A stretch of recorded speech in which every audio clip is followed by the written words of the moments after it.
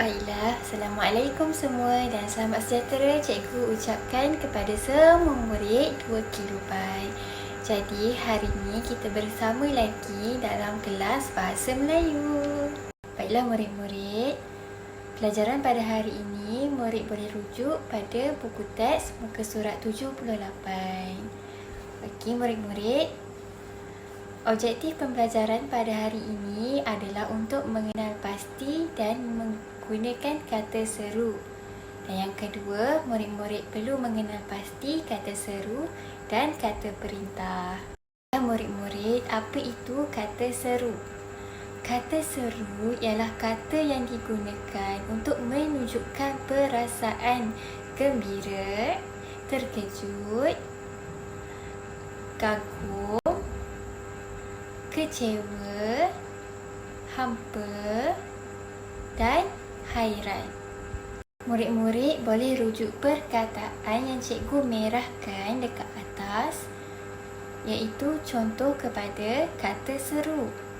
Contoh yang cikgu berikan adalah wah, amboi, oh, cis, nah, aduhai, dan wahai.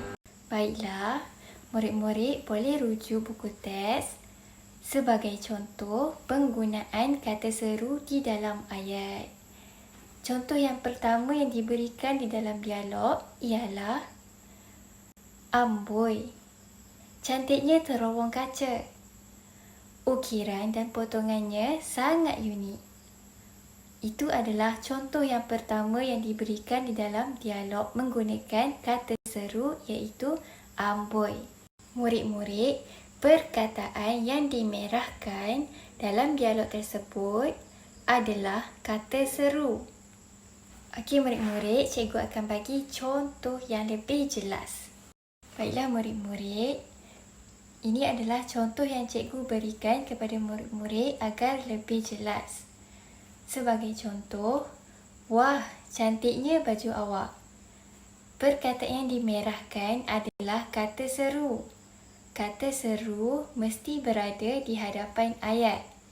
Manakala tanda yang cikgu merahkan di hujung ayat adalah tanda seru.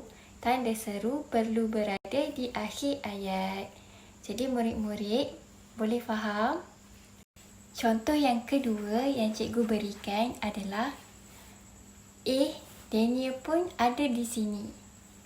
Okey murid-murid, seperti yang cikgu terangkan, perkataan yang dimerahkan adalah kata seru iaitu manakala tanda yang dimerahkan adalah tanda seru yang berada di hujung ayat.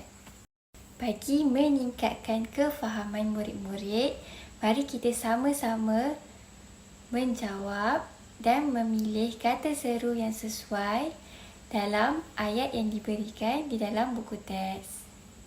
Baiklah murid-murid, kata seru yang sesuai dengan ayat yang pertama adalah wah.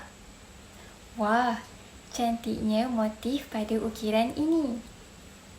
Manakala tanda seru yang sesuai digunakan dalam tempat kosong yang kedua adalah amboi. Sebagai contoh, betul Yahya. Amboi, banyaknya makcik memberi cenderamata. Baiklah, tanda seru yang ketiga yang sesuai digunakan di dalam tempat kosong tersebut adalah kata seru Sebagai contoh, uniknya botol itu. Saya mahu membelinya juga.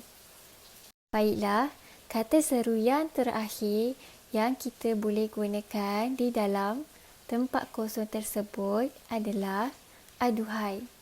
Kata seru aduhai. Sebagai contoh, aduhai, sudah lewat. Kami balik dulu, Hana.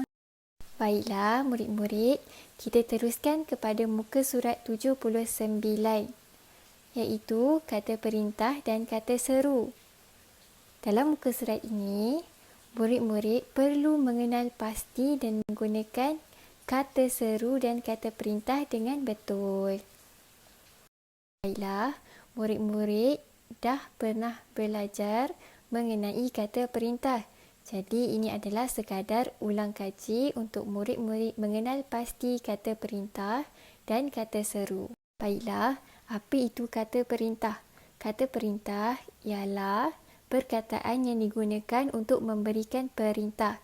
Sebagai contoh, suruhan, arahan, karangan, silaan atau permintaan. Baiklah, contoh perkataan berikut adalah sila, tolong dan minta. Perkataan tersebut telah dimerahkan oleh cikgu. Contoh ayat yang cikgu berikan menggunakan kata perintah adalah seperti berikut. Sila hantar latihan bahasa Melayu.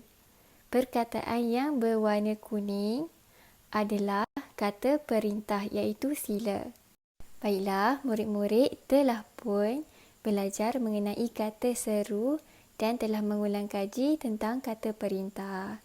Bagi meningkatkan kefahaman murid-murid tentang kata seru, murid-murid boleh selesaikan latihan di dalam buku aktiviti muka surat 92 dan boleh hantar di Google Classroom atau WhatsApp kepada cikgu. Sekian, terima kasih.